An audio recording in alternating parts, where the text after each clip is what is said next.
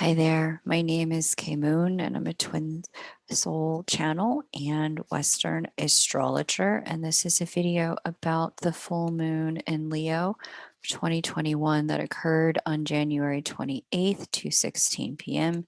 If you happen to be on the eastern seaboard of the United States, please check a time zone converter for your local time. This full moon period was marked by a lot of significant change. And it's telling when a full moon period has so many change aspects sitting inside the fixed signs. A lot of people don't know about the modes of the zodiac. The modes are the way that we respond to information coming at us or the way life is handing us experiences. The cardinal signs of the zodiac respond through initiation, through creating a new beginning, through the facilitation of starting something. The fixed signs begin the process of stabilizing something. So the fixed energies stabilize a season. All the fixed signs are the height of that season before that season begins to change. But the fixed energies like to create stability. And the mutable energies are all about moving from one thing to another, shape shifting.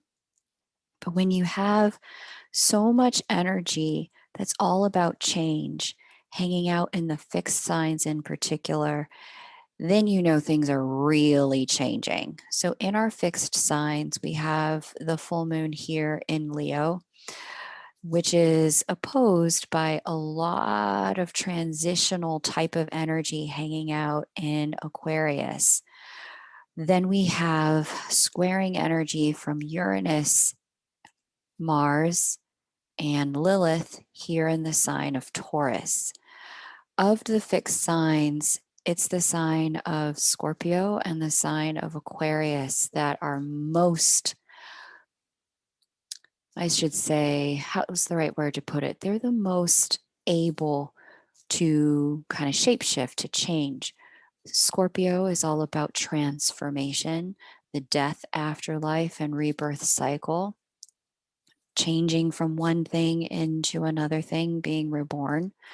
And Aquarian energy is all about revolution. It's about moving forward, evolution, quantum leaps into the next level of awareness and understanding.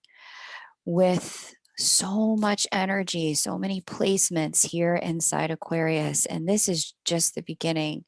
Next week is going to have a full-on stellium in Aquarius, and it's going to be big. And we have Uranus, the ruling sign of Aquarius, sitting here, or your ruling planet of Aquarius, sitting here in Taurus. And then we have this T-square energy that all of this creates. What this is talking about is a bit of a squeeze. It's like a bit of a proverbial vice that's forcing us to move forward, forcing us to quantum leap forward. There's pressure from all sides. There's a real yearning from within and pushing from without to have a different experience than the one that we're having. I've said it before about the T-square energy when we've got 90-degree angles like this. And there's all of a group of the modes included except for one. So in this instance, Taurus is highlighted, Aquarius is highlighted, Leo is highlighted. The only one missing here is Scorpio, as there's no prominent planetary placement in Scorpio at this time. What this is talking about is the need to push toward scorpionic energy, to include it. That's the way you resolve this kind of tension, is by including the one that's conspicuous and its omission. Scorpionic energy is about letting something go, letting it die, letting it completely come to an end so that it can be reborn in a higher vibrational frequency at a later date. So wherever the scorpionic energy sits in your chart, whatever house that sits in. For my star schoolers, you want to pay attention. You also want to pay attention to the houses that govern Leo, or Leo governs, that Aquarius governs, that Taurus governs. Pay attention to those houses, star schoolers, because you're going to see that all of this transformational energy is cropping up and popping up in those areas of your life, begging you to do a different thing. And it's this particular full moon in Leo, the last new moon in Aquarius, and the next new moon that we're going to get. That next new moon, these three are kind of working together as an ebb and flow, or a, kind of a movement, if you would, of a freight train in our lives that are asking us to start the process of allowing things to change. And this particular moment in the segment is a bit of a preamble to a very big new beginning that's going to come in a couple of weeks when we hit the new moon. So it's a really exciting time, the new moon in Aquarius that's coming. It's a really just, I'm excited about it because I can feel the change in the air. I love change. I love seeing people evolve, people grow, and become their best selves in the process. So whatever is begging change at this time, what you're being asked to do is what the Scorpio energy asks you to do. It's asking you to just surrender. Surrender to letting it go. Surrender to letting it die. Surrender to letting it come to completion. For some of you, this may be the completion of your single life as you step into a relationship. For some of you, this may be the completion of your living in an apartment as you buy a new home, and starting the process of thinking like a homeowner instead of like an apartment renter. For others of you, this could be about surrendering and letting go, running away from your finances or from your debt and starting the process of turning and facing it.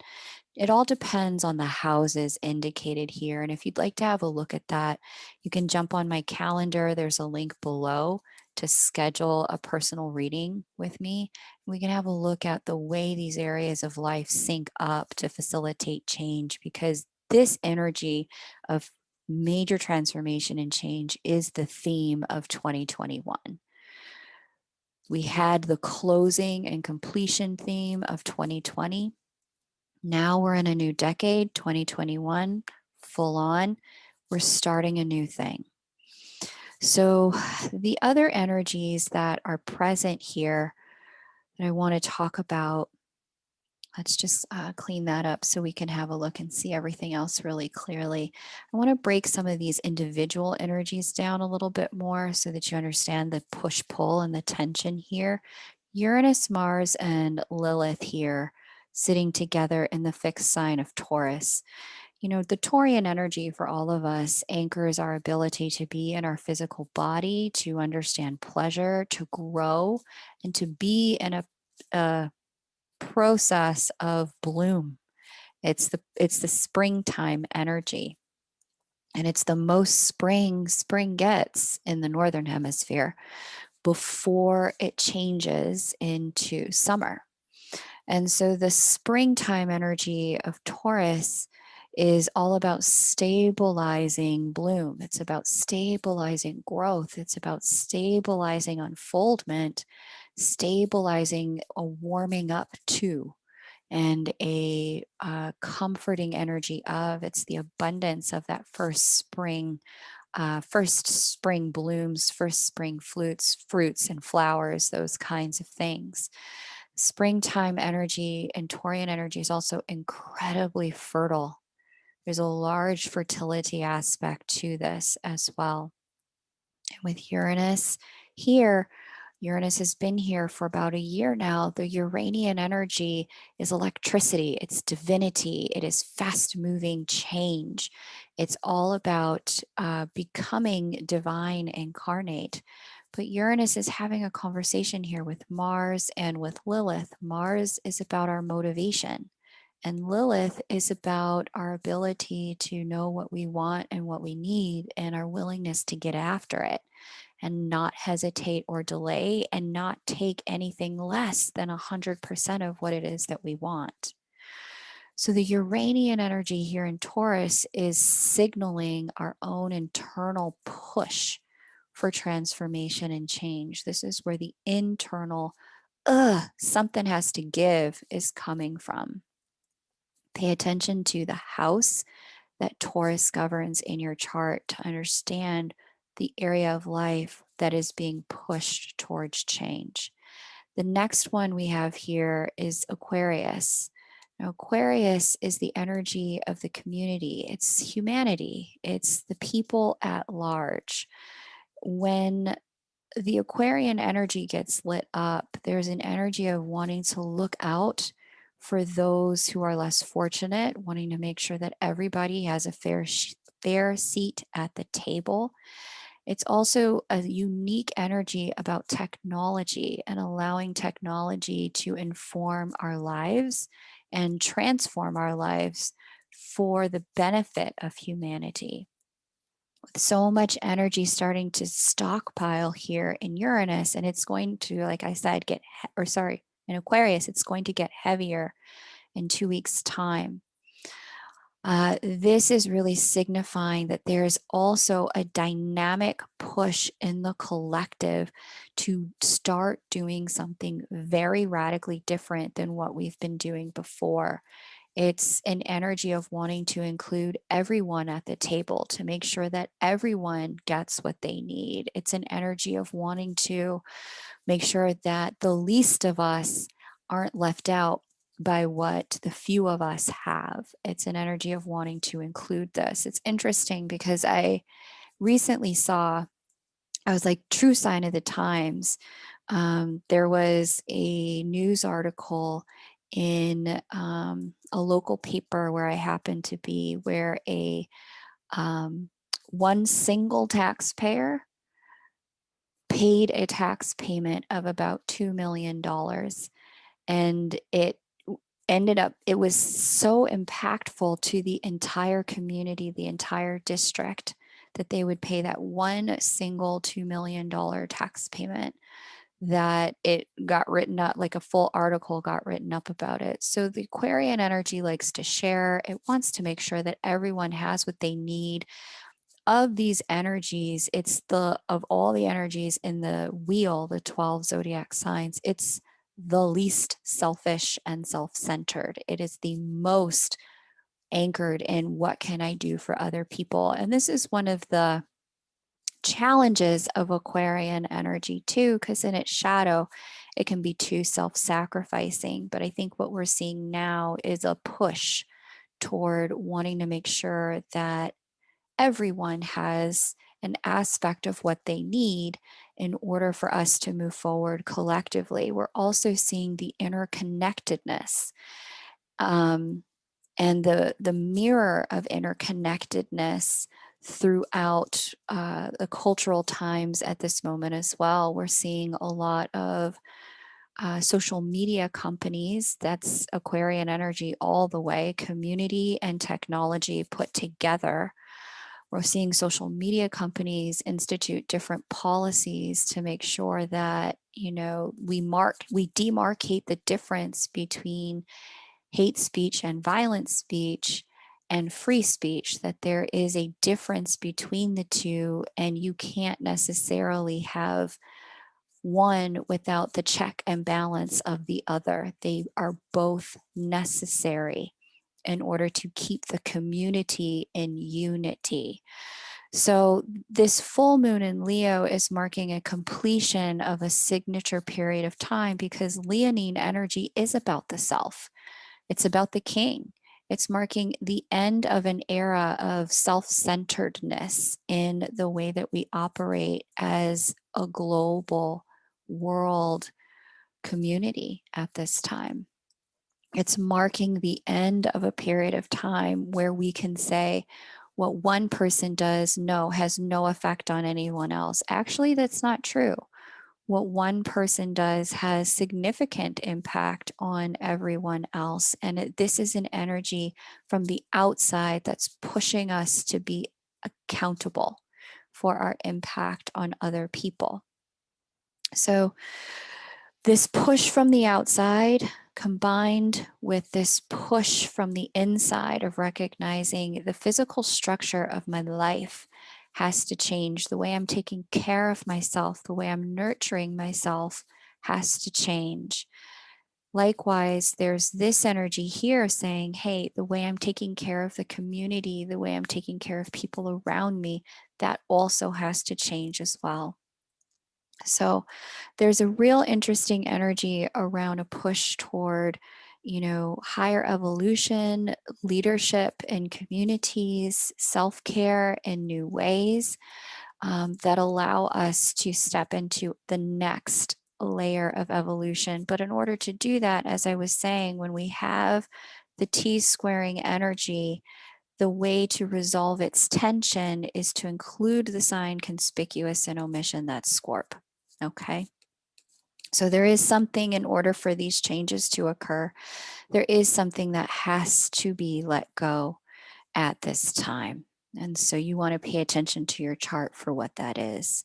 We have Mercury in shadow about to go retrograde on June 28th or January 28th when this full moon occurred. This retrograde motion will back up through Aquarius, then move forward through Aquarius, highlighting the necessity of reviewing our steps in our communities and with the people around us, and having us take a second look at what is it that needs to change here. We've got Venus and Pluto in conjunction during this period of time. This energy is unique, to say the least. As kind of a standalone energy, I'm going to address it as a standalone first, and then I'll build it into the fuller context of this full moon, because it certainly has a role here. It's no accident that it's occurring at this time. Pluto is all about power, and it's actually the ruling planet of Scorpio here. Pluto's all about power. It's about our fears, and it is about the process of dying, letting something go, allowing it to dissolve so that it can be reborn. It can go through the process of rebirth. It's about that resurrection cycle, but you can't get the resurrection without first the death, without first the confrontation with power, something that has power over you, dealing with the shadow sides of your own power, the places where you push power away or fear other people's power and influence over your own life. Plutonian energy, when unchecked, can be manipulative, it can be secretive, it can be the kind of energy that tries to get its way by any means necessary. And when talking to Venus in the way that it is, in the shadow of this energy, we can see a lot of deep manipulation so that people's values, that's the Taurian energy. Venus rules Taurus, and Venus and Taurus, the concept of values, are linked. The Plutonian energy can have us see a shadow energy where people will do whatever they can to get whatever it is they want and whatever it is they think they value. Whether that's, in good standing, respectful of other people and their boundaries or not. Pluto can kind of run roughshod over other people's toes, especially when combined with Venus in this way. Now, in the light, the Venusian-Plutonian conjunction gives us a very different energy when that energy of manipulation and fear is transmuted into love. So when you have love, being the anchoring energy for Pluto instead of fear or apathy, the love energy allows Pluto to step into a sense of personal power around your values. And what that gives you when the two of these come together is this opportunity to take a stand, to not back down, to face what it is that you have been afraid of, and a willingness to make the change once and for all. This energy also kind of, it pulls back when it comes to connection with others.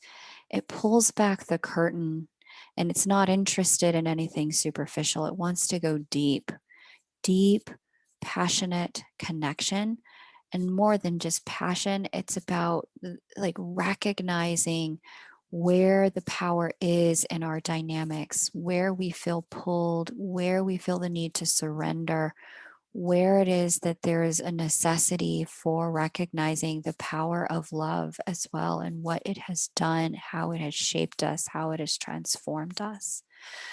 I'll say as a side note, it's really great bedroom energy, but you didn't hear that from me. Actually, you did hear that from me. You can Google more about that if you want to know. But it's a really beautiful energy for allowing deep connections, soul talks, soul bonds, and really having a conversation about, here are my values, what are yours? How can we get to the same page about these things? Or how can we at least respect that maybe some of our values are different, but here's how we can build a bridge so that the two of us can live in harmony. And that's the connection of this energy to the overall new full moon energy here. It's about recognizing, in my sovereignty, here's where I'm at. In your sovereignty, where are you at? What's the truth for you? And now let's take a look at, okay, let's build a bridge. Okay. So beautiful energy there. I really love it. There's a sextile here to Neptune from that Pluto-Venus conjunction, which gives a tinge of spiritual awareness and connection to the unseen world to this. It also provides a bit of faith that we potentially really can get on the same page in the places of our differences. And it also provides an aspect of, recognizing our interconnectedness in the cosmic goop that seems to connect us all and hold us all in place. We've also got this energy, this tricky energy, and I've been talking about it, about around Neptune squaring the nodes, and that's going to be in place until mid-year. Neptune squaring the nodes can really create an unsettledness about our direction in life, and a lack of clarity about what it is we're meant to be learning, because these nodes are in learning and education, communication signs. There can be a real kind of like, is this the point or is that the point? I think I've lost the plot as you evolve through this energy. In addition to that, because there's this T-squaring energy between Neptune and the nodes, like I said, T-squares are providing the opportunity to include the sign conspicuous in its omission to get us where we want to go, so we're not stuck in mud. Is it this? Is it that? I don't know. I'm frozen. The sign conspicuous in its omission by placement, and not totally conspicuous in omission, because we do have Vesta here, is Virgo. Virgo's all about discernment, paying attention to the details of what's said and the details of what hasn't been said, what hasn't been revealed, what hasn't been shown to you, that maybe should have by now. If there were to be something that you thought was true, there may have been something, some proof of it, some evidence by this time in some area in your life. And so what I love about this energy is that there's this opportunity to dissolve illusions during this time. There's a real opportunity to get out of fantasy, to get into reality, to anchor into truth with this energy of Neptune square the nodes and Virgo holding Vesta. So, this is for everyone going to happen at their own pace. You can lead a horse to water, but you can't make it drink. There's just this real inability to force people who won't see truth to see it. And there's a real recognition that for some, in some circumstances, you may just need to let go, that people are going to see the objective truth and recognize that even for ourselves, because we are incarnate in a body, we are not one, with the divine as one energy at this point. We are inside of a physical body. We are both human and divine. Until we go back to source fully, we too are subjective perspective. We too hold an energy of not really being able to see the total truth. We can see as much of it as we can, but there's this recognition of subjectivity at this time with this energy, yet and still an opportunity to dissolve as much of the illusion as you possibly can. So this is really key, because the more we can dissolve the illusion that we're separate, the more we can come into this we are one communal energy that's starting to ramp up through the year of 2021 and mark the entire, not just decade, but next 500-year cycle for humanity on planet Earth. So that's a very exciting energy there. We also have Saturn sextiling this Chiron energy here. Chiron is sextiling Jupiter and the Sun as well. They're kind of operating as one energy, Jupiter, Sun, and Saturn here. And this one is, hearkening back just a little bit to some of the Taurian energy of recognizing where we ourselves need to change. There's a saying in, many of you, at least 50% of you are not in the United States that watch this channel, but there's an American saying in some of this, I'm American, if you couldn't tell by my accent. There is an American saying in some of the US states that goes like this: hey, some of your crazy sticking out, you might want to tuck that in. And what we have here with Chiron traveling through the sign of Aries isn't our crazy sticking out, it's our wounds sticking out. Aries is the sign of the self. It's also the sign that governs our ambition and our motivations. And with Chiron moving through it, wounds to our ambition, to our motivation, wounds to our sense of self are going to be sticking out. They're going to be popping up at this time, and they're going to be there for everybody to see it. This particular moon in Aquarius is going to, full moon in Leo is only highlighting it even more, because this moon really lights it up. So does the sun. In the placement, the moon is trine Chiron. The sun is sextile Chiron. You have these kind of harmonious energies. There's just like a direct tunnel of light to that kind of planetary placement. And so illumination about our wounds is likely to get very loud during this lunation. During this lunation, you may also have felt a significant motivation toward healing a lot of those wounds, like really recognizing, okay, this is where I need to work. This is where the issue is for me. This is what I'm going to need to do about it in order to be able to at least get by, survive. Even if I'm not thriving now, I can get out of survival mode and get into, getting by, like getting into a higher state of survival. So this is a big time, a really big time. During this period of time, it would be incredibly difficult to blame other people for the experiences that you're having, because this is a transit that's a bit like the emperor has no clothes. I don't know if you've ever seen or heard of that children's fairy tale about the emperor who has no clothes. It's brilliant. Go look it up if you haven't. But the idea here is that, there's this tailor who has told the emperor, that he's made him this beautiful outfit, but the outfit's invisible. So the emperor starts walking around naked. And because he's the emperor, everyone's going, oh, yeah, your outfit looks great. and then whispering to one another, is the emperor naked? Is it just me? No, he's really naked. It's not you. I see it too. I see him in his whole nakedness.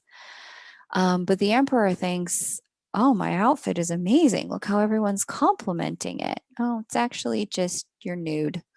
So this transit is stripping away the illusion that we have on these great outfits that everyone thinks is amazing. No, dude, you're naked. This transit is really kind of showing us, wow, yeah, okay, there's my wound. Got it. Okay, can't miss it. Thank you. Thank you. Thank you.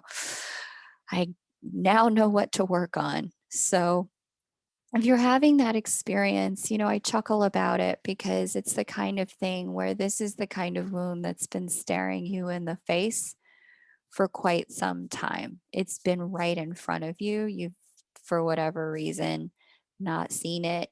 And the people around you may have corroborated that, no, you're not wounded. You're fine. They're the crazy ones. Well, this is the kind of transit that would expose that, okay, yeah, maybe I'm a little crazy too. And not crazy, just wounded. That's all. So, and it's good because this is the kind of transit that's going to illuminate where the work is so that that wound does not have to run your life anymore. So many of us spend so much time creating our lives to satiate a wound that is never satisfied, to placate a hurt that continues to pop up. And so this particular kind of transit is the energy that lets us know, like, hey, why don't we, instead of, trying to mask the wound, why don't we address it more directly with some tenderness, some love, some attention, some time, some teachers, some mentors, and get ourselves into communities with people who are also healing or who have healed this type of wound.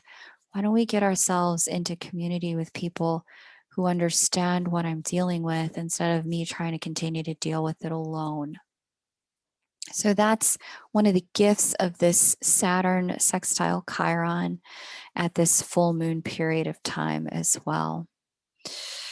So that's the energy of this lunation. It's certainly healing, but it's healing through revelation. It's healing through realization and insight. It's healing via the opportunity to see things in ways we just haven't been able to see them as accurately before. The thing that I would recommend to the best of your ability is to learn two things. Learn the language of apology to self and learn the language of apology to others. Learn the process of forgiveness of self and learn the process of forgiveness of others. Most of the things other people have done that have hurt us have happened out of their wounding, not as a lack of disrespect or respect to us. It really had nothing to do with us.